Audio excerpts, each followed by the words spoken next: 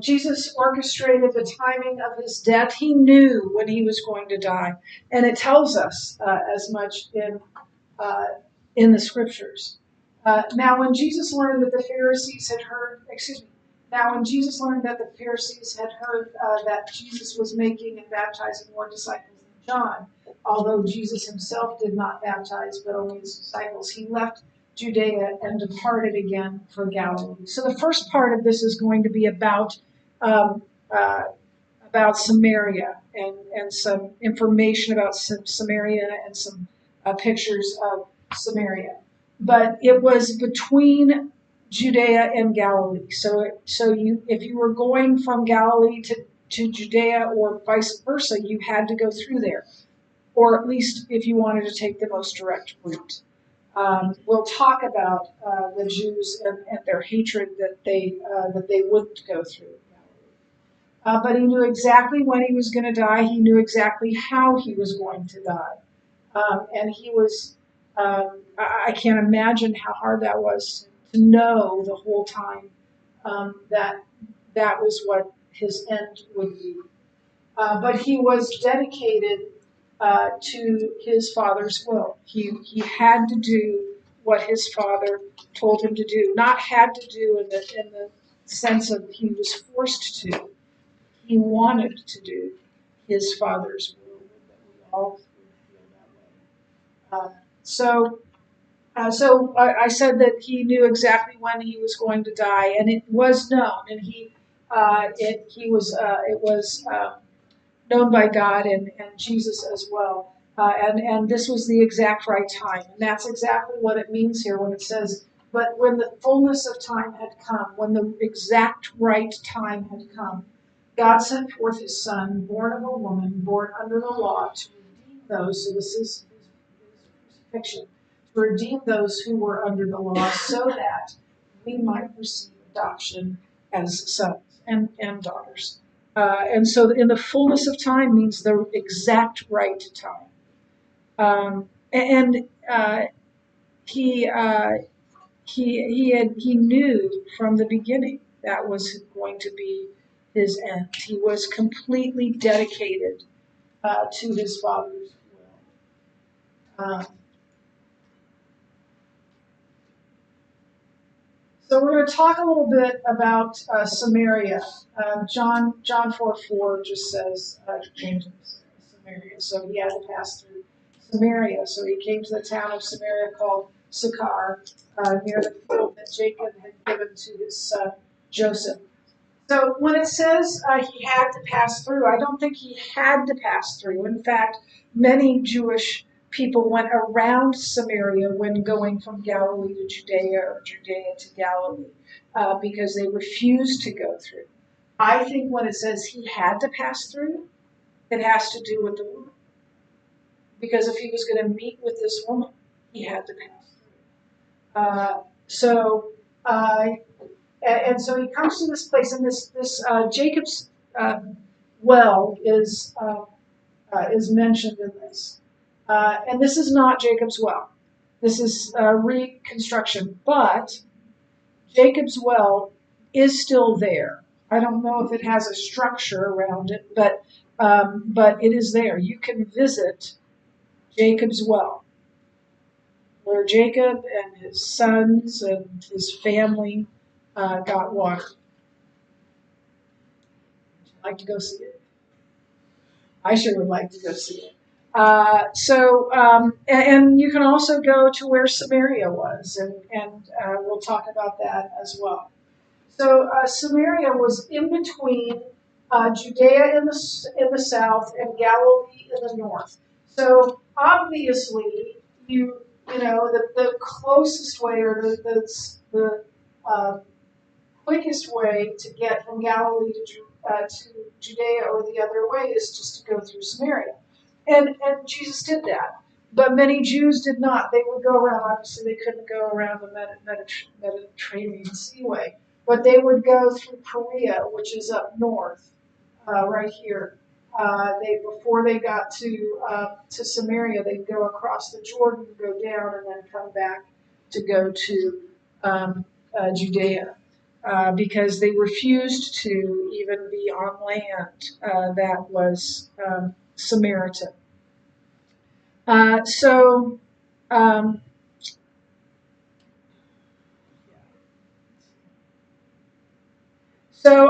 we're going to talk a little bit about the place of Sychar, and then we're going to talk a little bit about how the Samaritans came to be.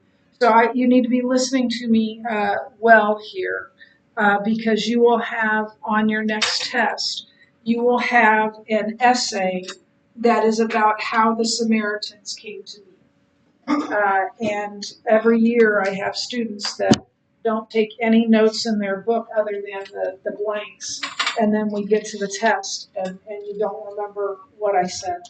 So if I were you, actually not when I was in 10th grade, I wouldn't have cared. But if I were you as I'm at this, I would take down some notes outside of just filling in the blanks. Yes. Are we only going to have one more test before the final? Yeah. Yeah. It'll be next. This test is next semester? We'll be fine. We'll be fine. Yeah, we don't have enough. We don't have enough. So, because I don't remember how. Run. Books tell. I don't know if your books tell you when it's the end of a. Yeah. unit. We have one more chapter. You have one more chapter? We only have one more chapter? Yeah, I don't want to rush it. Anyway, so let's talk about Sychar. That is Sychar, nestled between those two. They call them mountains. They're not that big, but they're big for Jerusalem or for Israel. And so you see here, this is what it looks like today. Ruins here and some buildings. And then the two mountains. One is I don't know which is which, but one is Tubal, I believe, and what's the other one? Ebal and Gerizim. Ebal. And Gerizim is Gerazim. And they are very well known in the Old Testament. And Joshua divided the land between the 12 tribes. And when they got there, this is where, I don't know if you remember this story, and I can't remember exactly where it is, but Joshua had one person stand on Mount Ebal and then one on Mount Gerizim, and he had them recite all of the blessings that would come to them if they obeyed God. And then they recited all of the bad things that would happen if they disobeyed. And at the end of all of that, he charges the people and says to them, to be faithful to all of what God has given you to do. And so blessings would come with obedience, and bad things would come with disobedience, which is the way it usually works. And the people all say, "We will obey, we will obey, we will obey." And I was writing a Bible study based on that, and I was talking to my sister about it, and she said it would have been very inspirational if we didn't know the rest of the story, because they didn't obey.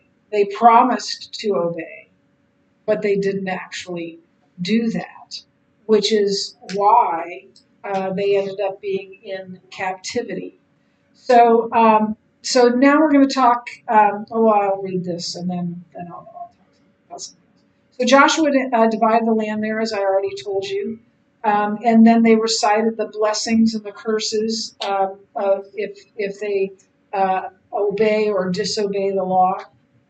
And on one mountain, they recited blessings, and then the other were were the curses that would come, the bad things that would come.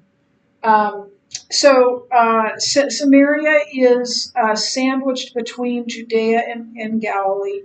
The region received its name by a major city of the area.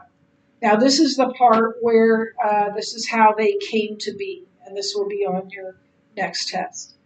So King Omri, Omri, the king of Israel, bought the city of Samaria, and then it was a city, from its owner. His name was Shemer, or Shemar, I don't know which. He bought it for 2 talents of silver. You don't need to know these details, but then they were overtaken by Assyria, and any male Jew of any importance was taken into captivity in Assyria. This is the way it went. You would overthrow someone, you would defeat someone, and then you would take anyone who had any power to the other country. In this case, Assyria. And so the people that were left were poor and not powerful at all, not educated at all. Anyone educated was taken as well. And you can read about this in the Bible. And so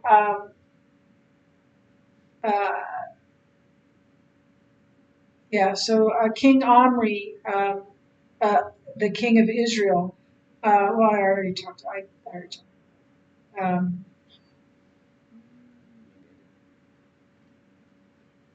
Yeah. So Sargon was the king of Assyria, and he finally captured and destroyed the 10 tribes. And then he took people away, took the people away, as I just told you. And then they also, and this is the way it always worked in ancient times, they would leave an army there.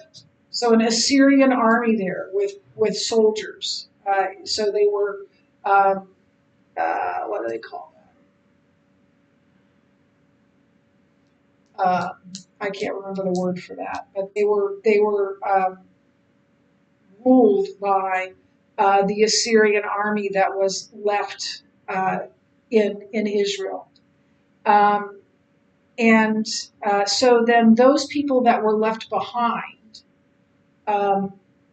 mixed with the soldiers who were there. I don't know if that was those unions were forced or not, but my guess is that a lot of them were forced. If you get my drift here. And so those children were not Jewish, completely Jewish. They were part Jewish and part pagan, part Assyrian. So when the Jews came after they were in Assyria and after they were in Babylon, and they came back to this completely different country that had these people who weren't fully Jewish, and they hated them because of that. And maybe they hated them a little bit because it reminded them of their captivity and the awful time that they had in captivity, and the awful time that those people that were there had, because they were being ruled over by a junta. They were under martial law. They had no freedom. So, when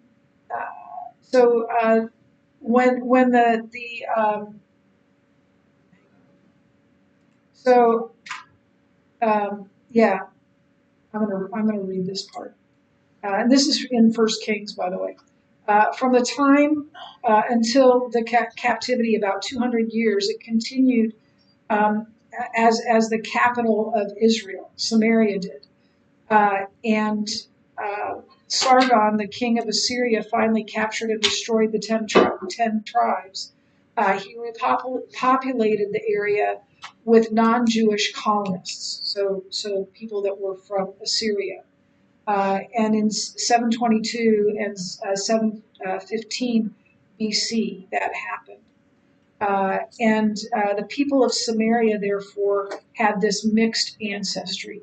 And they had some Jewish practices and some heathen practices. It was all mixed together. And by the time of Christ, um, they had intermarried and with renegade Jews and had adopted many Judaistic forms of worship, but had some real holes in it. Their theology had some real holes in it. Now, yes. So that's what the Samaritans were, like children born of like male Jews and then over Assyrian army. Right. Okay. Right. So they weren't fully Jewish, which is why they were hated, which is a good reason to hate someone. That's what it was. So the Orthodox Jews looked on the Samaritans in Samaria with disgust, with disdain. And to go from Jerusalem to Galilee, they often would go around, as I told you, through Perea. And they would avoid having contact with the Samaritans. So now, contrast that with what Jesus is doing. Not only is he going through Samaria, he's sitting down and having a polite conversation with a Samaritan. And worse, a female Samaritan. He shouldn't, by law, he shouldn't be alone with her at all, even if she were a Jewish woman. So there's all kinds of taboos being broken here, and there's all kinds of things happening that would have been shocking to any Jew. But Jesus did it. And he had this polite and meaningful conversation with a woman he shouldn't even be around. We'll talk more about that when we get to the insert. Yeah, Jesus felt compelled to go through Samaria because of her. She was his target in the best sense of the word. And so he's intentionally taking this route because he has business to do with a Samaritan woman. And he knew that woman needed him. And so he went. And I'm sure the disciples were like, why are we doing this? Yeah, he went there so that she could be saved. And she was. And he wanted to teach his disciples, I think, an important lesson. It says here about racial prejudice. I'm not sure that would be a term back then. But he wanted to teach them that all people, God loves all people, even those that we hate, and that he wanted them to influence others as well, and they ended up doing that. So yeah, he wanted to tell them about prejudice and evangelism, and that everyone is to hear the gospel, needs to hear the gospel of God. So this tells us a lot about racial prejudice, even in our day. It is not of God. God created all the races. He wanted that. He loves diversity. And when we become prejudiced, that is not honoring to God. So the text mentions it was about the 6th hour, so we have to talk about timing here. and I've already told you that the book gets the timing wrong a lot of the time. I think they're right on this one, but we have a 12-hour day clock, right? We've got AM and PM. They did not go with that. That happened after the storm. So, and still in Africa, they have a 24-hour clock. And the ancient Jews had it, everybody had a 24-hour clock. And the clock started at sunrise, so roughly 6 a.m. And so the sixth hour is 6 hours after 6 a.m., right? So that would be about noon. And it's in the Middle East, so it is hot, and he is thirsty. We'll talk about why she's there. She shouldn't be there, and we'll talk about that. But he shouldn't be there either, because he's alone with a woman, and that's not what the law says. That's against the Jewish law. But Jesus obviously is God, and